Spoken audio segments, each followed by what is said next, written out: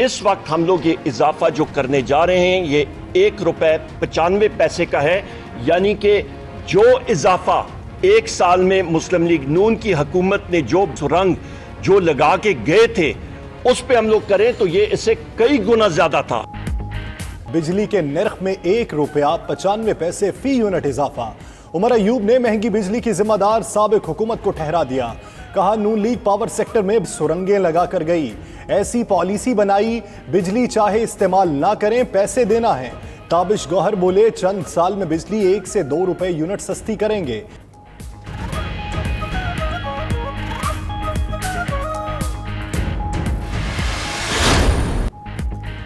نون league کی نائب صدر مریم نواز کہتی ہیں پیٹرول اور بجلی کی قیمتوں کا اثر تمام اشیاء ضروریہ پر ہوتا ہے۔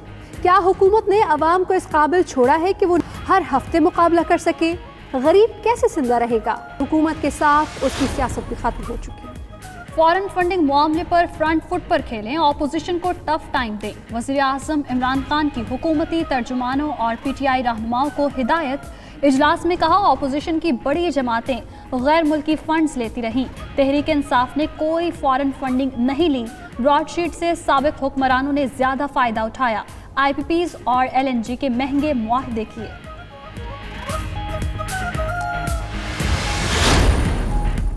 وفاقی حکومت نے براڈ شیٹ معاملے پر انکوائری کمیٹی بنا دی۔ وزیر اطلاعات شبلی فراز کے مطابق جسٹس ریٹائرڈ عظمت سعید شیخ انکوائری کمیٹی کے سربراہ ہوں گے۔ مشیر داخلہ و احتساب شہزاد اکبر نے پروگرام ہو کیا رہا ہے میں کہا براڈ شیٹ کمیٹی کے ٹی او آرز وزیر اعظم بنائیں گے۔ مزید بولے وہ مریم اورنگزیب اور عظمہ بخاری کو عدالت لے کر جا رہے ہیں۔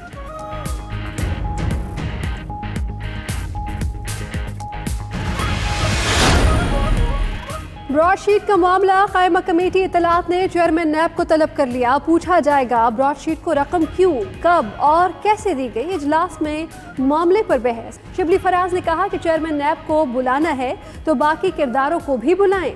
جاوید لطیف نے کہا نیب کے معاملے پر حکومت کے پر جلتے ہیں کہ دباؤ میں آ گئے ہیں۔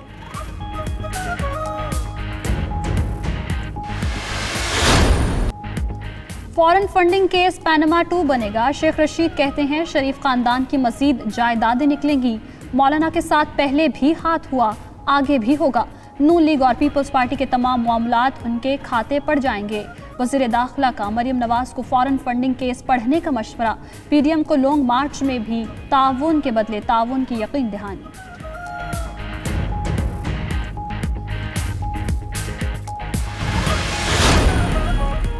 وزیر اعظم کو فارن فنڈنگ کیس کا کھلا چیلنج 6 سال بعد نظر آیا۔ ان کو اب نون لیگ اور پیپلز پارٹی کے خلاف درخواست یاد آئی۔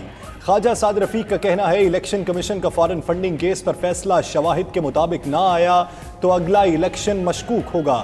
جب الیکشن میں پی ٹی آئی والے آئیں گے تو لاہوری انڈوں سے استقبال کریں گے۔ حکومت نے مکالمے کا وقت گنوا دیا۔ فارن فنڈنگ بہت اہم کیس ہے، اسکروٹنی کمیٹی کا اجلاس پبلک نہیں ہو سکتا، فیصلہ میرٹ پر ہوگا، غیر ضروری تبصروں سے گریز کیا جائے، الیکشن کمیشن نے واضح کر دیا۔ مزید کہا اسکروٹنی کمیٹی جامع سفارشات دے گی جو کھلی سماعت میں فریقین کو فراہم کی جائیں گی۔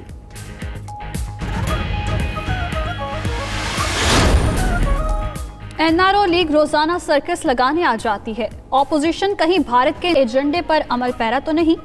مراد سعید کا سوال۔ مزید بولے الیکشن کمیشن نے نون لیگ اور پیپلز پارٹی سے پارٹی فنڈنگ کا ریکارڈ مانگا جو آج تک نہیں دے سکے، ابھی ان کی الیکشن مہم کے اخراجات بھی منظر عام پر آنے ہیں۔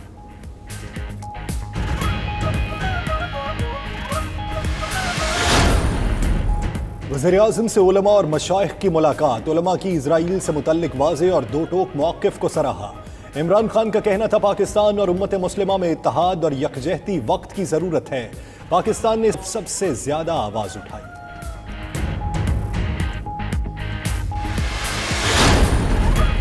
جے یو آئی کا کراچی میں million march, P D M جماعتوں کی شرکت، مزار قائد پر جلسے سے رہنماؤں کا خطاب۔ فضل الرحمان نے کہا قائد اعظم نے بتا دیا تھا پاکستان اسرائیل کو تسلیم نہیں کرے گا، آزادی تک کوئی مسلمان سکون سے نہیں بیٹھے گا۔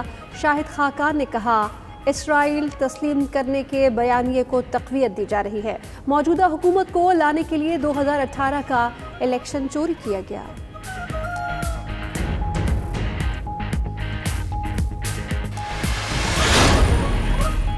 Chief of army staff general Qamar Javed Bajwa کا ISI ہیڈ کوارٹرز کا دورہ DG ISI لیفٹیننٹ جنرل فیض حمید نے استقبال کیا۔ DG ISPR کے مطابق آرمی چیف کو خطے اور قومی سلامتی کی صورتحال پر بریفنگ دی گئی۔ آرمی چیف نے قومی سلامتی کے لیے ISI کی انتھک کوششوں کو سراہا۔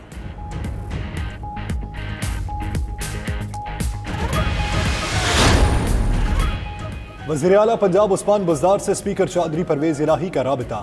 ذرائع کے مطابق دونوں رہنماؤں نے سینٹ انتخابات کے لیے مل کر چلنے پر اتفاق کیا۔ سینٹ انتخابات میں کاف لیگ نے وزیر اعلیٰ کو اپنی پوزیشن امیدوار کے حوالے سے آگاہ کیا۔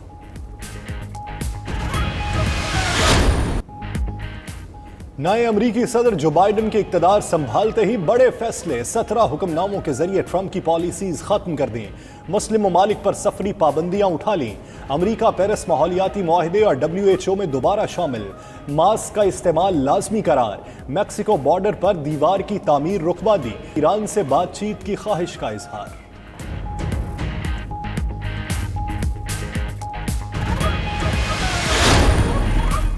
نیپال کی کوہ پیما ٹیم کے صدر عارف علوی سے ملاقات۔ صدر نے کوہ پیماؤں کو موسم سرما میں پہلی بار K2 سر کرنے پر مبارکباد دی۔ کہا کوہ پیماؤں کی کامیابی کی وجہ سے پاکستان مثبت تاثر اجاگر ہوا ہے، سیاحت کو فروغ حاصل ہوگا۔ جنوبی افریقہ کے خلاف ٹیسٹ سیریز کی تیاری، پاکستانی اسکواڈ نے پریکٹس سیشن میں خوب جان۔ قومی کرکٹ ٹیم کا پریکٹس سیشن نیشنل اسٹیڈیم میں ہوا، مہمان ٹیم نے بھی وارم اپ کیا۔ کراچی جمخانہ میں انٹرا اسکواڈ میچ، فاف ڈپلوسی پہلی بار پاکستان میں کھیلنے پر خوش، بولے دوسری ٹیموں کے دورے پاکستان کی راہ بھی ہموار ہوگی۔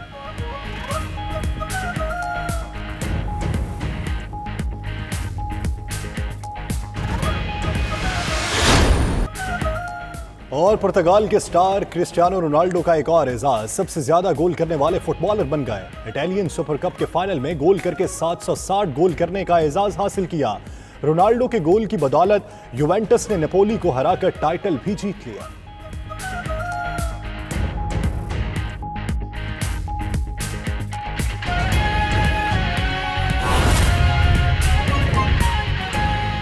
ان کو آج میں مبارک دیتا ہوں، کیونکہ یہ واقعی ایک جو ہم انویزٹ کرتے ہیں نا مدینہ کی ریاست، وہ لوگوں کو مجھے بار بار بتانا پڑتا ہے کہ مدینہ کی ریاست ایک ماڈرن ریاست تھی، لوگ نہیں ریئلائز کرتے۔ اس میں ساری چیزیں جو ہوئی تھی وہ اس زمانے میں بادشاہت ہوتی تھی، وہ کانسیپٹس نہیں تھے۔ تو پہلی دفعہ ایک ریاست، ایک ایگیلیٹیرین سوسائٹی پیدا ہوئی تھی جس میں انصاف تھا، سب سے بڑی چیز انصاف تھا، اور دوسری انسانیت تھی۔ تو وہ ریاست میں ہوا کیا تھا کہ وہ ساری ریاست بنی عوام کے لیے تھی۔